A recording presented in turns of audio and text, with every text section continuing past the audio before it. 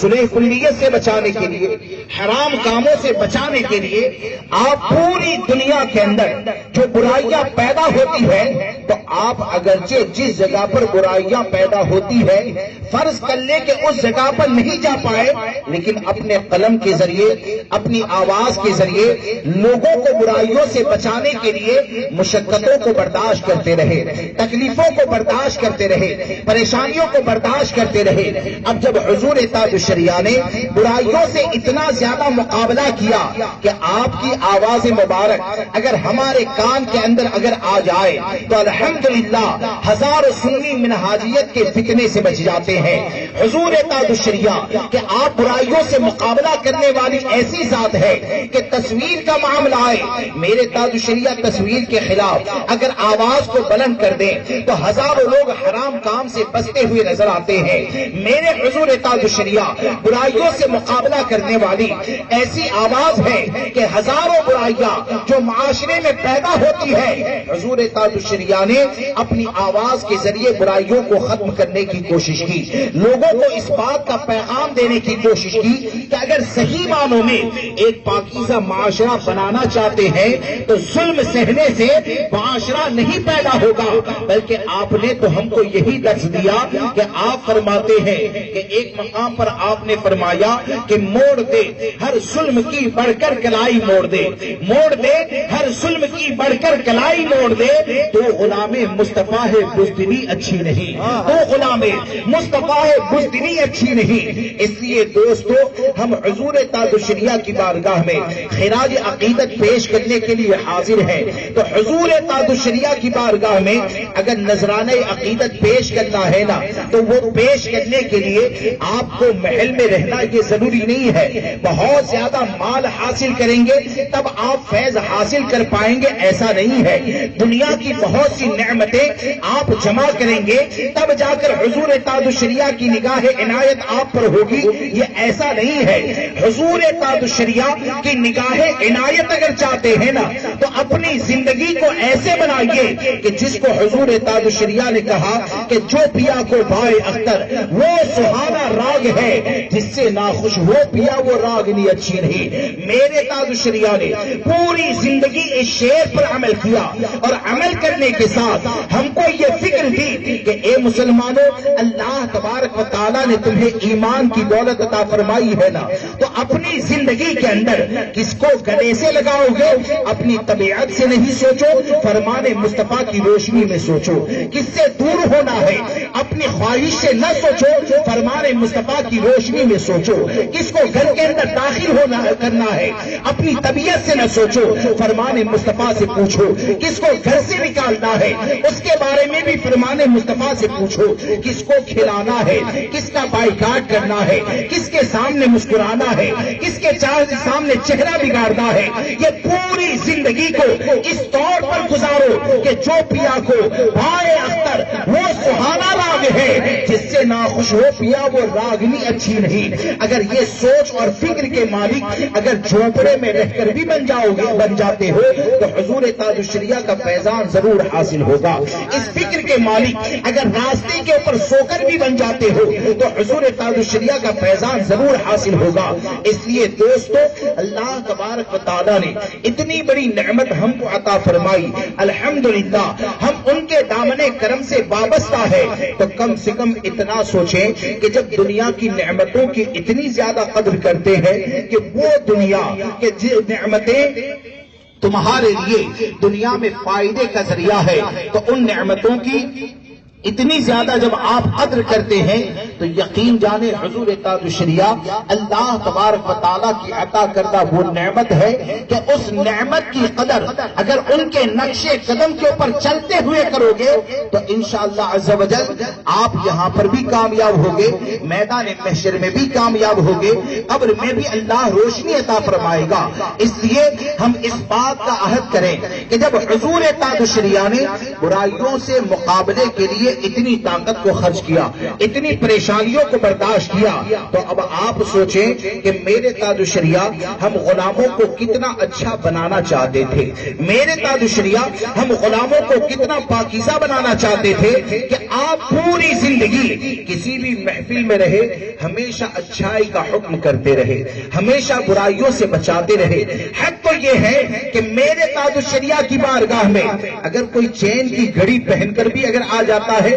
تو میرے تاج الشریعہ اسے بھی روک دیا کرتے تھے۔ حضور تاج الشریعہ کی بارگاہ میں ایک سے زیادہ انگوٹھی والا آ جائے اسے بھی روک دیا کرتے تھے۔ حضور تاج الشریعہ کی بارگاہ میں اگر ایسی داڑھی والا آ جائے کہ لب کے نیچے کا حصہ اگر نکلواتا تھا تو میرے تاج الشریعہ یہ فرماتے تھے کہ یہ بھی داڑھی کے اندر شامل ہے۔ یعنی کیا سمجھ میں آیا؟ حضور تاج الشریعہ نے ہم کو یہ راستہ بتایا کہ جو حضور تاج الشریعہ سے محبت کرنے والا ہے وہ برائیوں کے اندر گرفتار ہونے والا نہیں ہوتا ہے بلکہ برائیوں سے دور رہ کر دوسروں کو بچانے والا ہوا کرتا ہے۔ تو ہم یہ چاہتے ہیں کہ آپ حضور تاج الشریعہ سے محبت کرتے ہیں، سچے غلام مصطفیٰ بن جائے، شریعت مطہرہ کے پابند بن جائے، کیونکہ آپ تو ایسے شریعت مطہرہ کی پابندی کرنے والے ہیں کہ اللہ تبارک و تعالیٰ نے آپ کو مقام اور مرتبہ عطا فرمایا۔ کہ میں نے ایک کتاب کے اندر یہ پڑھا کہ پاکستان کی سرزمین پر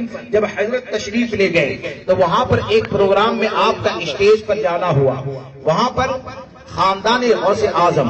یعنی سرکار سیدنا غوث اعظم رضی اللہ تبارک و تعالیٰ کی نسل سے تعلق رکھنے والے صحیح النسب سید، وہ ان کا معاملہ یہ تھا کہ چہرے کے اوپر داڑھی نہ تھی، چہرے کے اوپر داڑھی نہ تھی۔ اب ان کا وہاں پر دبدبا اور لوگوں کے درمیان پکڑ اتنی زیادہ کہ کوئی بھی ان کو کچھ نصیحت کرنے سے پہلے سوچتا تھا،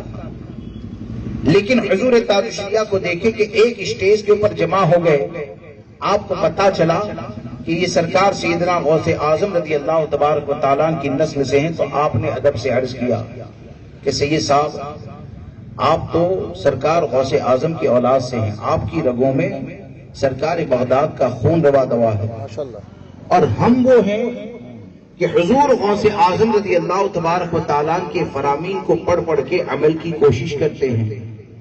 تو آپ تو نسل سے تعلق رکھتے ہیں، آپ کو تو چہرے کے اوپر داڑھی سجانی چاہیے وغیرہ وغیرہ نصیحت کی۔ آپ آہستہ سے کان میں کہہ رہے تھے، پورا مجمع دیکھ رہا ہے کہ ابھی کوئی ہنگامہ ہوگا، ابھی کچھ معاملہ ہوگا، ابھی کوئی بات ہوگی۔ اتنے میں یہ دیکھا کہ سید صاحب اسٹیج سے اتر کے چلے گئے، لوگ یہ سمجھے کہ یہ ناراض ہو کر گئے۔ تھوڑی دیر کے بعد سید صاحب آئے تو سید صاحب کے جسم کے اوپر کرتا ہے، پائجامہ ہے، جسم پر کرتا پائجامہ ہے، اور اسٹیج پر آنے کے بعد سرکار غوث اعظم کی اس اولاد نے، اس بچے، اس اولاد نے یہ کہا کہ پہلی مرتبہ ایسا لگا کہ کسی دل والے نے بات کہی اور دل پہ اثر کر گیا۔ پہلی مرتبہ یا رسول اللہ، تاج الشریعہ، تاج الشریعہ، اللہ اکبر، یا رسول اللہ۔ تو پہلی مرتبہ کسی دل والے نے بات کہی اور دل کے اوپر اثر کر گئی، تو کیا سمجھ میں آیا؟ اس سے یہی سمجھ میں آتا ہے کہ حضور تاج الشریعہ کا مشن اگر آپ کو عام کرنا ہے نا، حضور تاج الشریعہ کی فکر کو عام کرنا ہے نا، اگر حضور تاج الشریعہ کی فکر کو عام کرنا ہے تو برائیوں سے بچیں، نیک کام کریں، متسلب سنی بنے، اور حضرت جن چیزوں کو ناپسند کرتے تھے ان چیزوں سے ضرور پرہیز کریں۔ آج حال کیا ہو گیا کہ بہت سے دعوے دار ایسے ہیں جو حضور تاج الشریعہ کا عرس تو مناتے ہیں لیکن کیمرہ لگا ہے حضور تاج الشریعہ کا تقویٰ بیان کر رہے ہیں۔ حال یہ ہوتا ہے کہ نعت خواں حضور تاج الشریعہ کی فضیلت میں منقبت پڑھ رہا ہے اور ویڈیو بنوا کر منقبت کو سوشل میڈیا پہ ڈالتا ہے، اور یہاں پر بھی ایسے بیوقوفوں کا مجمع جمع ہو جاتا ہے کہ اس کو بہت بڑا عاشق تاج الشریعہ کہا جاتا ہے۔ ارے اس بات کو یاد رکھ کر چلے کہ دنیا کے معاملے میں تمہاری عقل بہت زیادہ چلتی ہے، یعنی آپ میرے پاس آئیں گے تو کون سی چیز سے میں راضی ہوتا ہوں کون سی چیز سے میں ناراض ہوتا ہوں، اگر آپ مجھ کو راضی کرنا چاہتے ہیں تو اس کا خیال رکھتے ہیں۔ آپ اگر کمشنر کی آفس پر جائیں گے تو کون سی بات سے وہ راضی ہوگا، کون سی بات سے وہ ناراض ہوگا، وہ تمام اصول کا آپ خیال رکھتے ہیں۔ اب آپ مجھے بتائیں، اتنے مجمع میں سے کون نہیں جانتا کہ میرے تاج الشریعہ نے ویڈیو کو ناجائز و حرام کہا؟ اس مجمع میں سے کون نہیں جانتا کہ حضور تاج الشریعہ ہزاروں مرتبہ لوگوں کو نصیحت کرتے رہے کہ تصویر اور ویڈیو سے پرہیز کرے؟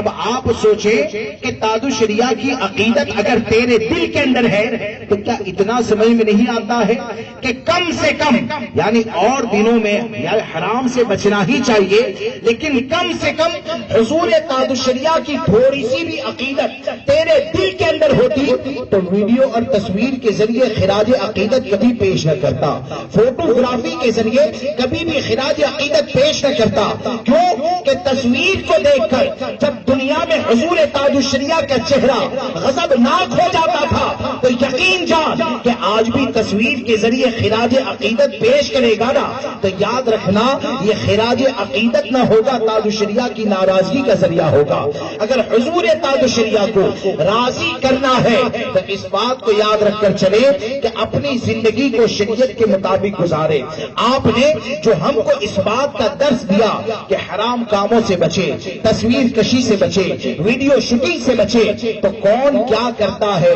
اس کے اوپر نظر نہ کریں، بلکہ ہم یہ سوچیں کہ ایک اللہ کے ولی نے جب ہم کو پرہیز کرنے کے لیے کہا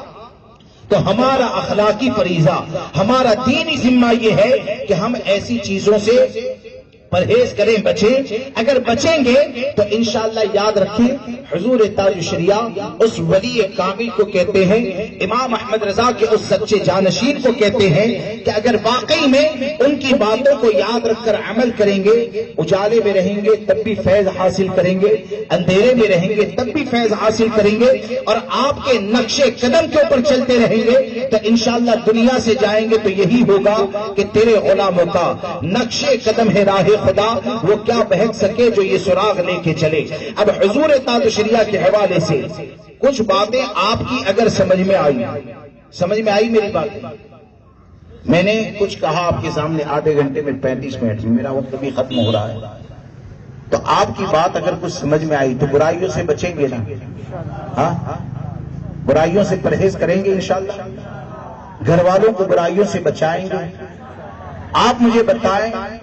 کہ آج سے ابھی سے کون شروعات کرتا ہے کہ داڑھی مڈوانے کی جو برائی ہے تو اس گناہ سے توبہ کریں،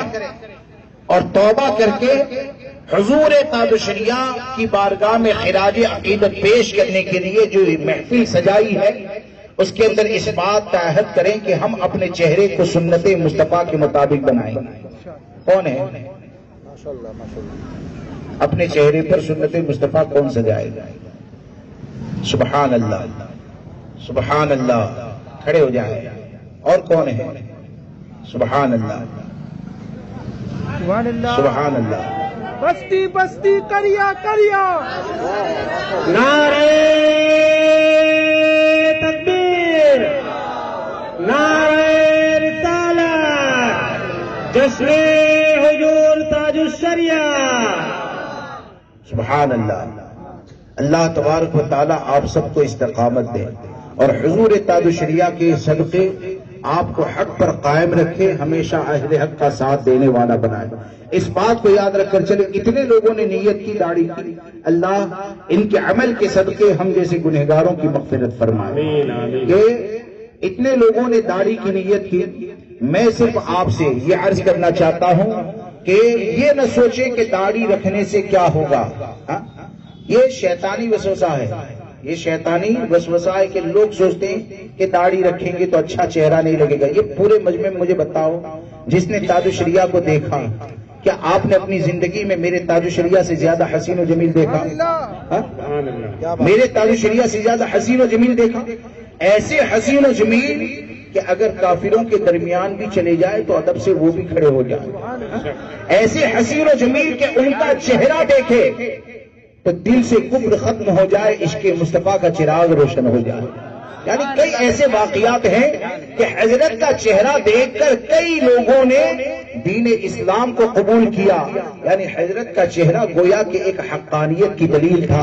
اب آپ سوچیں کہ جب تاج الشریعہ کا چہرہ اتنا حسین و جمیل ہے تو امام الانبیاء کے حسن و جمال کا حال کیا ہوگا،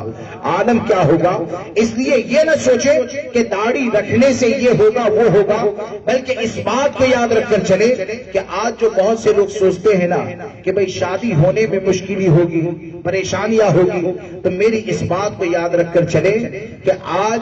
ہماری سوچ تو یہ ہونی چاہیے کہ جو لڑکی جس نبی کے صدقے میں اللہ نے تمام نعمتیں عطا فرمائی، تو جو لڑکی ایسی ہے جو داڑھی کی بنیاد پر لڑکے کو ریجیکٹ کر دینا، تو حقیقت یہ ہے کہ وہ لڑکی ہمارے لائق ہے ہی نہیں، وہ لڑکی۔ اور آپ ایک رشتہ کرنے کے لیے 10 جگہ تحقیق کرتے ہیں۔ میں یہ کہتا ہوں چہرے پر سنت مصطفیٰ سجاؤ اور سجانے کے بعد لڑکی کی تلاش کرو تو یاد رکھو زیادہ تحقیق کی ضرورت نہیں ہے۔ تمہاری داڑھی کو دیکھنے کے بعد جو لڑکی نکاح کرنے کے لیے تیار ہو جائے یہ اس بات کی دلیل ہے کہ یہ تمہارے گھر کو امن کا گہوارہ بنائے۔